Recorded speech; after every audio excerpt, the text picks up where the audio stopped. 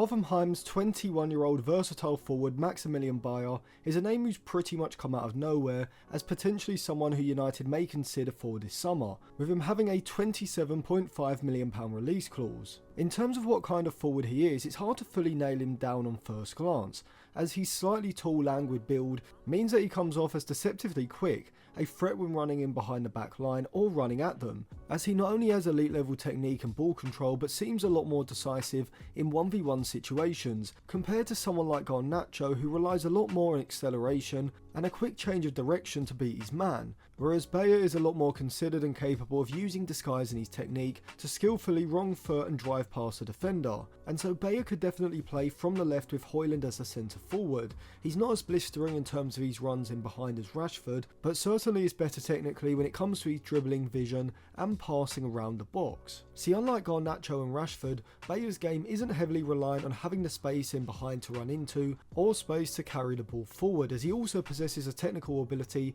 of a central attacking midfielder, and so can perform a connecting role between the lines, receiving passes and linking play with his back to goal, in a way that is very reminiscent of a young Thomas Müller, not just in terms of his style, with Bayer, like Müller, being a real mixture between an attacking midfielder and a winger, but also when it comes to his output in the final third as well. And we can see this in just a minute when I analyse his FBref report. And for the new season and Euro 2024 jerseys, as well as retro club and international shirts as well, head over to Jersey FIFA, where you can use code Atlantis at checkout for a discount. A link will be in my Instagram bio, which I will leave linked in the description. So if we look at Maximilian Bayer's FBref report from the last 365 days, when compared against every other forward in Europe's top 5 leagues, we can see that not only does he rank highly for his non-penalty goals, with 0.60 per 90, sitting in the 86th percentile, but he also massively overperforms his non-penalty XG by 0.18 per 90. And this would be the concern for me. If you look back to last season,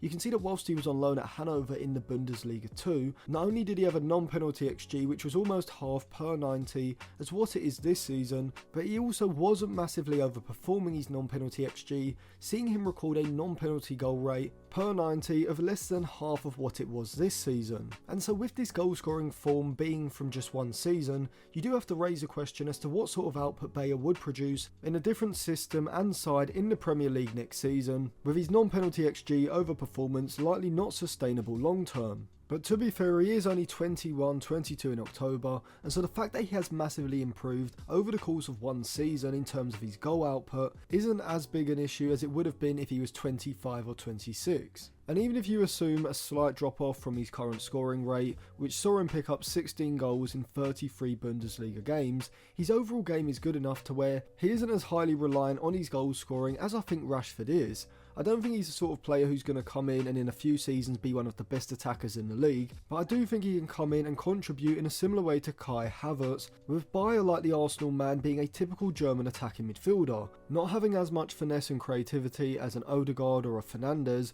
but like Thomas Müller, being very efficient and playing the role of what you'd call a Raumdeuter, which translates to space investigator, and was the term that was most commonly associated with Thomas Müller. In terms of how Bayer fits into Ten Hag's front three, I think you could have him as a false 9 dropping off to link play, and also a progressible forward himself, as his FBref report shows a player who ranks highly for both his passes and his crosses into the box, but he's also got the pace to be able to spin in behind if one of the wide attackers drops into the space behind the opposition's midfield, dragging the fullback narrow and opening up the space in the channel, from where Bayer has a technical ability and pace to make him a very good progressive carrier and creative threat, which can be seen by both his ball carrying and take on metrics. But he could also be used as a Raumdeuter or an inside forward kind of wide attacker, sitting wide initially but then looking to get into central positions to make runs in behind the centre backs and get into goal scoring positions. And the advantage of having Bayer starting either from the right or the left is, unlike Garnacho or Rashford, you'd have a multifunctional forward